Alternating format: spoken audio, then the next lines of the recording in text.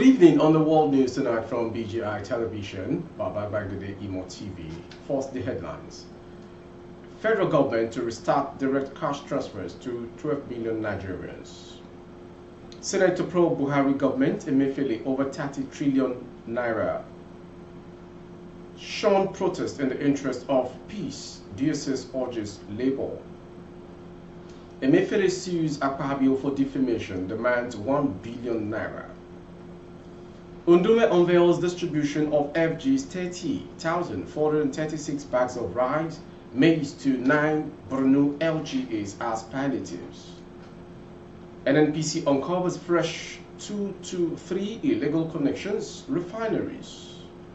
On sports, Serie A top marksman Zekzi opens on playing for Super Eagles or Netherlands. I am Morire Rabila Lawal, the news in detail. Recognizing the hardship faced by millions, the federal government plans to restart direct cash transfers to the poorest and most vulnerable Nigerians. Presently, approximately 3 million people are recipients of these programs, but due to the escalating cost of living, the government anticipates that an additional 12 million households could qualify for these direct payments. Minister of Finance and Coordinating Minister for the Economy, Wale Edun, revealed this during the ministry's retreat held in Uyo, Akwa Ibom State on Wednesday, February 21st today. Their presidential panel on the social investment programs are prepared to go to Mr. President with an internal recommendation to restart direct payment to the poorest and the most vulnerable. Everything is being done to ease the pain. We know that there is been 3 million beneficiaries now, but given the way the rates have gone, there are probably another 12 million people, households that can benefit from that payment.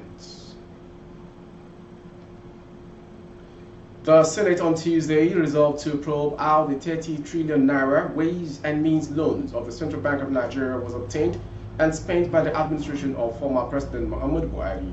Ways and Means is a loan facility through which the CBN finances the government's budget shortfalls.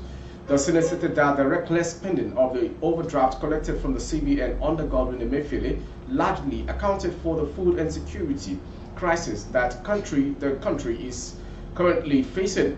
The Red Chamber then resolved to set up an ad hoc committee to investigate what the 30 trillion naira overdraft was spent on by the immediate past government, noting that the details of the spending were deliberately not made available to the National Assembly. The ad hoc committee, which will be constituted, will also probe the 10 trillion naira expended on the anchor borrower scheme, the 2.4 billion US dollar forex transaction out of the 7 billion US dollar obligation made for that purpose, as well as other intervention programs. The development came as biting food crisis, rising inflation, naira depreciation, and worsening insecurity continued to take tolls on Nigerians. The Department of State Services DSS has appealed to the Nigeria Labour Congress NLC to shelve its planned protest in the interest of peace and public order. The NLC had last Friday declared a 2-day nationwide strike over the hardship being experienced by Nigerians as well as a deteriorating security situation in the country. But in a statement by its spokesperson Peter Afanaya, the DSS called on parties to pursue dialogue and negotiation rather than engaging in conduct that could heighten tensions. It stated that the government at all levels are striving to ameliorate their prevailing economic condition and as such should be given benefit of the doubt. The attention of the Department of State Services DSS has been drawn to plans by sections of the organized labor unions to stage protests between 27th and 28th February 2024 in part of the country over sundry economic issues, the statement said.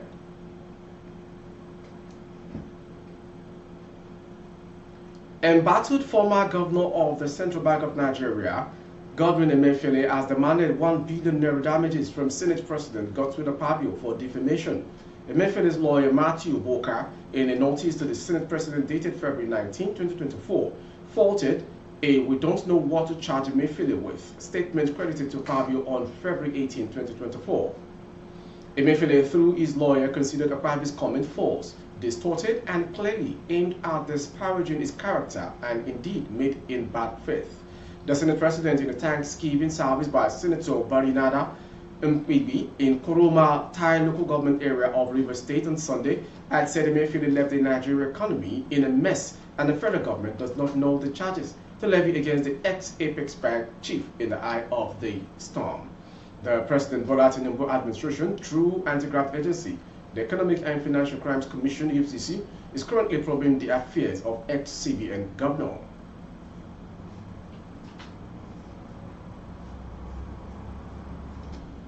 Moving on to the next story. Borno South Senator and Senate Majority Whip Mohammed Ali Undume, in collaboration with federal government through the Ministry of Agriculture and Food Security, has announced palliative measures and the distribution of 30,436 assorted bags of rice and grains in 9 local government areas in order to cushion the current economic hardship faced by the masses. Recall recently that Undume, while taking measures to ensure judicious and transparent exercise, constituted a committee for the distribution of the palliatives, headed by a statement, the former deputy governor of the state, Alhaji Abubakar Jato, who have since swung into action, beginning the distribution of the items, which constituted over 16,886 bags of rice and 13,550 bags of maize in Bayo local government headquarters on Tuesday, and the subsequent one in Askira Uba local government. Undume commended President Bola Tinubu for his support at cushioning the current economic challenges facing the nation. He said apart from the masses and the downtrodden, such as heads of households who would receive the items, executive members of the ruling All Progressive Congress (APC), stakeholders, traditional rulers and religious leaders from each unit and ward level, as well as security operatives, including members of the Civilian Joint Task Force (JTF), hunters and vigilantes who have been working and complementing efforts of the military in the fight against terrorists and other criminal elements, would equally benefit from the gesture.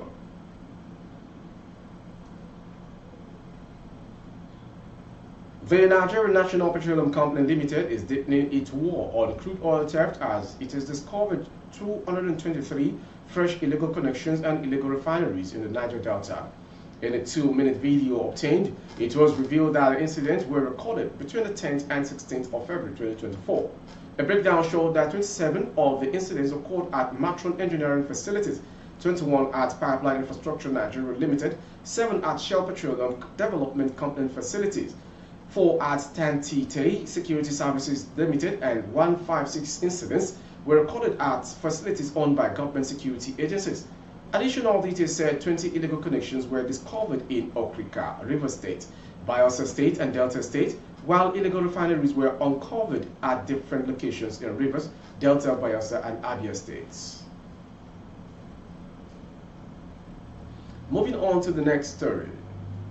Following the ban on building materials movement across borders by the Adamawa state government, the Nigerian Army has intercepted about 5 trucks that were said to be carrying cement along Jabi Lamba Road in Adamawa State to an unknown destination. The Chief Press Secretary to the Governor, Onwashi Wonosiko, discloses at a press conference at the police headquarters in Yola. He described the act as a disturbing trend and unacceptable by the government. He said that being a bordered state where items are transported across the border, the government would not fold its hands and watch few individuals inflict hardship on the masses, stressing that government would not hesitate to bring to book those who break the law. You are watching the world news from BGI TV. Next to come. Operative of the Edo State Police Command have arrested the embattled national chairman of the Labour Party, Julius Abure. Abure was arrested today in Benin City, the Edo State capital, on allegations of premeditated attempted murder, among other alleged infractions. The Labour Party chairman's arrest followed a petition by the LP youth leader, Comrade Rabi Aslem Afimia. The petition, addressed to the Commissioner of Police Edo State Command, dated February 13, partly reads, I, Comrade Rabi, write to you the utmost urgency and grave concern regarding a heinous act of violence perpetrated against me on the 29th of December 2023. I am a member and national youth leader of the Labour Party in Nigeria, and events I am about to recount are of utmost importance for justice and the safety of individuals involved in political activities. Going on to the next story. Igbos both inside and outside Nigeria have been warned by Ohaneze Igbo, the pan-Igbo socio-cultural group, not to take part in the ongoing protests that have been caused by economic hardship Before making any conclusions, the organization led by Chief Emmanuel Onwayao stated that it is currently evaluating the circumstances.